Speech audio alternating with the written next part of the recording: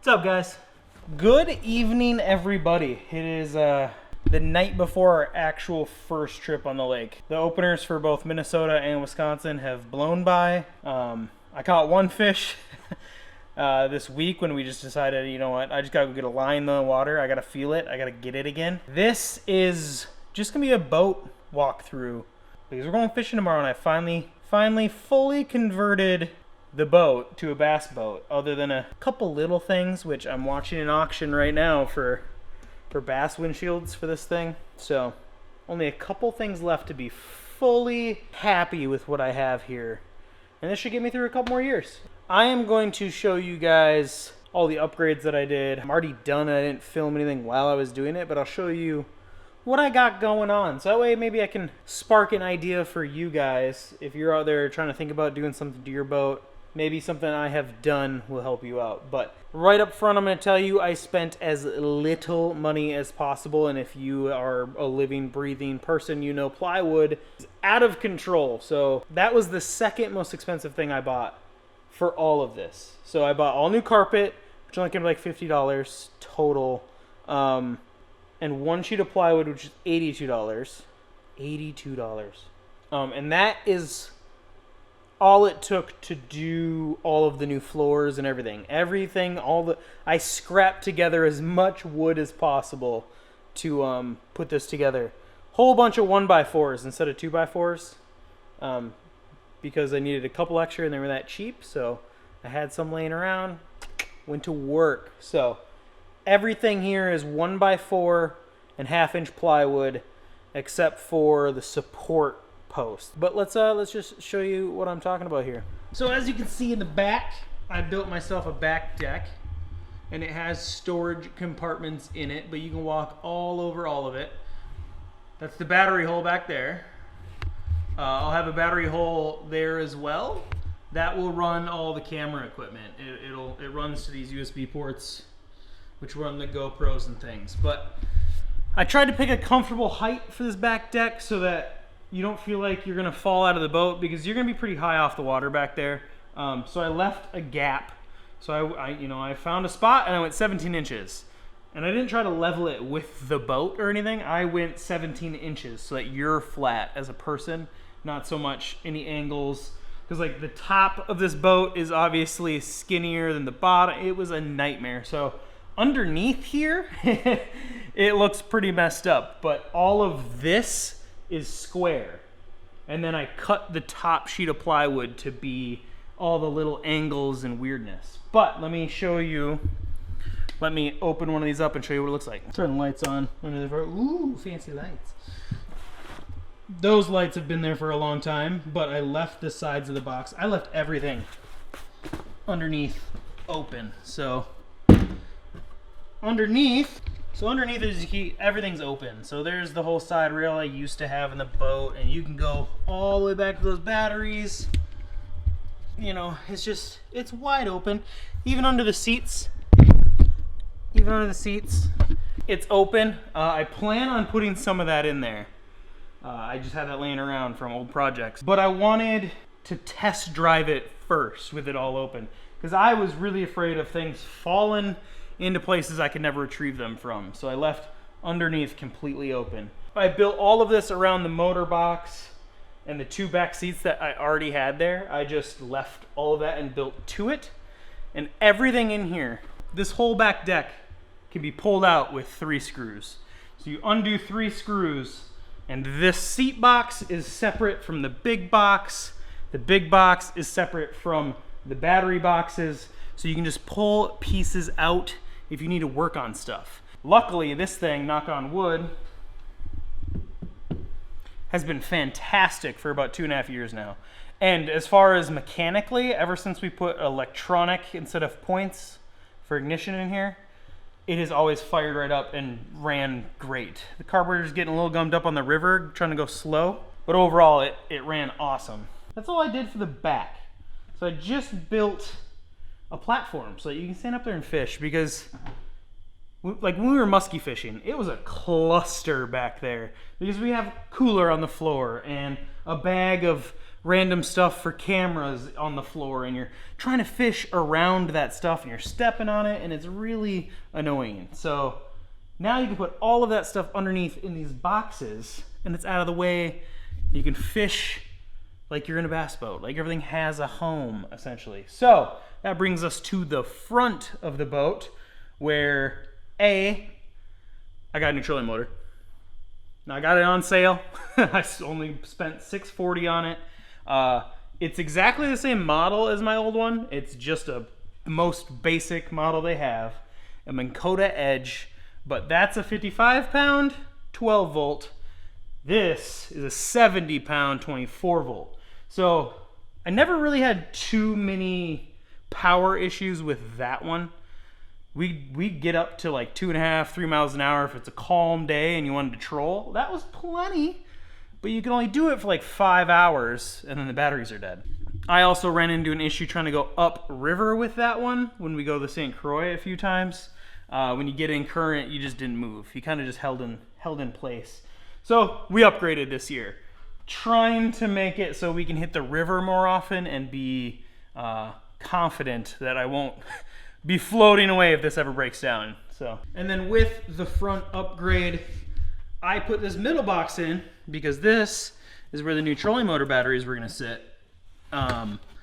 Turns out the batteries were taller than that compartment. I thought I had the measurements right. I thought I was gonna have an inch clearance, and then when I set the batteries in there, I didn't. So that's just a nice storage box now, and then I have a storage box on each side, and I built all of that flush. So the platform out here used to be, I built the platform on 2x4s and then just set it in there and screwed it down. But if you've watched my videos at all fishing, you hear the, it was the 2x4s rubbing on the fiberglass. It was so annoying. My muskie, I can't believe my muskie didn't swim away with how loud it was when I was doing my figure eight. So the new setup is I built a platform in the middle that's flush with all the fiberglass, and then I laid that 1/2-inch piece of plywood down on it and screwed it to the 2x4s and straight to the fiberglass. So now it's quiet up here. I can't really stand up in here, but now there's no more squeaking, there's no more cracking, there's nothing. It's beautiful. No longer gonna be scaring fish away, thank God. So already had the pedestal seat, and I reused the same piece of plywood that was up here. Pedestal seat still sits in there nicely. I'm waiting to screw down my foot pedal till tomorrow when I can actually get it in the water and bring the drill and screws with to get it how I want it. That would be about it. Other than like the carpentry work, the hardest thing to do was going from a 12 volt to 24 volt. And because I didn't want to be taking that apart every time I wanted to charge batteries or trying to move the batteries or open up where they are to get a charger on them when I come home, I bought a $45 2-bank charger and I wired it right into the batteries. Now, I might secure it back up in there and just run a cable out. I'm thinking about it. But as of right now, it's getting really hot. Like that 2-bank charger is getting pretty warm. So I think for now, I'm just gonna throw it behind the battery underneath there when I'm not charging it. So I'll unplug it, I'll throw it back in there. It'll just sit in there all day. When we come home, I can just pull it out, hang it with the cool little hanger, plug it in. That's it. I did a whole bunch of little detail things. Like up front, you have these snaps for the old cover this used to have, and they were all in the fiberglass too. I took all those out and siliconed them in. Those pads that you can see up front there, I took those off and fabric painted them because they're getting pretty rough shape. Because those are still the original from 1979. They were an ugly orange. I fabric painted them once and it looked great, but then, you know, some abuse has happened in the last 4 years. So I repainted those and screwed them back on. And that's about it. I'm gonna leave a lot in here. I'm not gonna edit much out. Put some shots in of the new stuff. But overall, I just wanted to do just a boat tour. Maybe not so much for you guys. Maybe it'll give you an idea or two If you have any questions about how I did things, what I did, put it in the comments below. If you have any comments of like, hey, maybe you should think about doing this, that, or the other, put those in the comments below. Very interested to see what you guys have to say. So this is one of those filler videos. I just had to make it. This is more for me than anything. So when I look back in 10 years, I'll be like, oh yeah, I built that boat one time. Or I, converted it. So there's still quite a few little details I'm going to take care of. Like that's going to get covered. Right now it's just, there's nothing there. I got to carpet a piece of plywood, put it in there. The batteries, as you can see, the 24 volt for the trolling are underneath our feet here. I need to get covers.